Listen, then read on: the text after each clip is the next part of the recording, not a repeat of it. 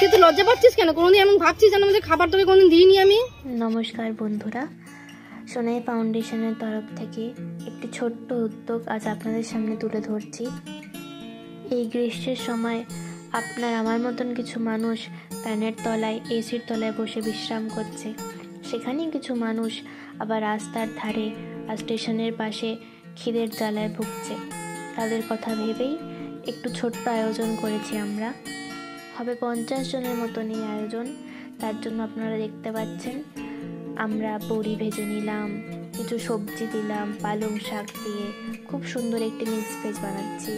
এবং তার সাথে থাকবে আমাদের বাঙালিদের অত্যন্ত প্রিয় গোবিন্দভোগের চাল দিয়ে খিচুড়ি।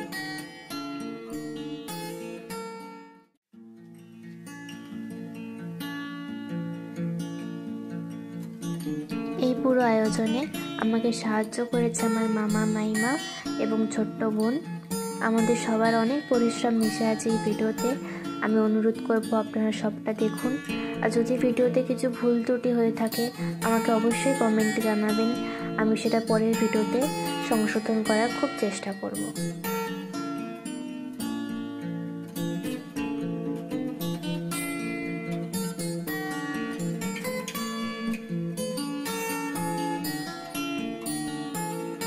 সুন্দর করে ফোড়ন দেওয়া হয়ে গেছে আমাদের খিচুড়িতে। এবার আমরা একটুখানি সব আয়োজন করে নিয়ে আমার মামার টোটোতে বেরিয়ে পড়বো খাবার বিতরণ করতে। খুব গরম খাবার তো প্লাস্টিকের বক্সে ভরা যায় না, তাই আমরা খাবারটা একটু ঠান্ডা করে এবার আস্তে আস্তে 50টি মতন বক্সে খাবারগুলো ভরে নেব। সেটা আমরা ব্যাগে করে নিয়ে রওনা দেব আমাদের সেই মানুষদের কাছে যারা আমাদের জন্য অপেক্ষা করছে।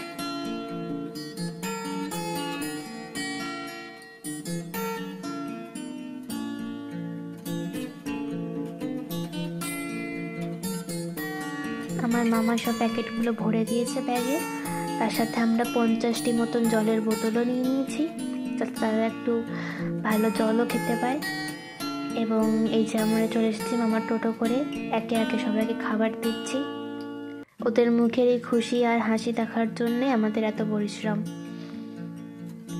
যদি এক বেলাও তারা পেট ভরে খেতে পায় তাহলেও আমাদের পরিশ্রম সফল হবে। এই যে বাচ্চাটিকে দেখছেন, এই আমার মায়ের অত্যন্ত প্রিয়। আমার মা প্রত্যেকবার যখন যায় স্টেশনে খাবার বিতরণ করতে, তখনই আসে আমার মাকে দেখে ছুটে ছুটে। মানুষ যখন আপনার দিকে হাসি মুখ নিয়ে ছুটে আসে, সেটা যে কত ভালো লাগার বিষয় সেটা তো আপনাদেরকে আর বলে দিতে হবে না। এখানে কিছু মানুষ আমার পূর্ব পরিচিত এবং কিছু প্রথম দেখছি। তবে যাই হোক, পরের বার চেষ্টা করব আরও একটু বেশি করে আয়োজন করার, যাতে আরও কিছু বেশি মানুষের পেট ভরাতে পারি। আসলে লোকবল তো বেশি নেই, তাই সবটা আর হয়ে ওঠে না। চেষ্টা করব আমরা আস্তে আস্তে সব কিছু প্রয়োজন মতো বাড়ানোর। তবে এখন যতটা পারছি মন দিয়ে একটা মানুষকেও যদি ভালো করে খাওয়াতে পারি সেটাও অনেক। প্যাকেট অনেক বেঁচে যাওয়ায় আমরা ঠিক করেছিলাম কিছু মন্দিরে যাব। সেখানেই ঠাকুমাটিকে পেলাম এবং পাড়ায় এসে এই দাদুটিকে। আজকের ভিডিও তাহলে এই অবধিই থাকলো। যদি ভালো লেগে থাকে এই ভিডিও তাহলে অবশ্যই কমেন্ট করবেন, লাইক করবেন আর সাবস্ক্রাইব করতে তো একদম ভুলবেন না। আপনারা একটু একটু করে সাহায্য করলে তবেই তো আমরা আয়োজন বাড়াতে পারবো। ধন্যবাদ।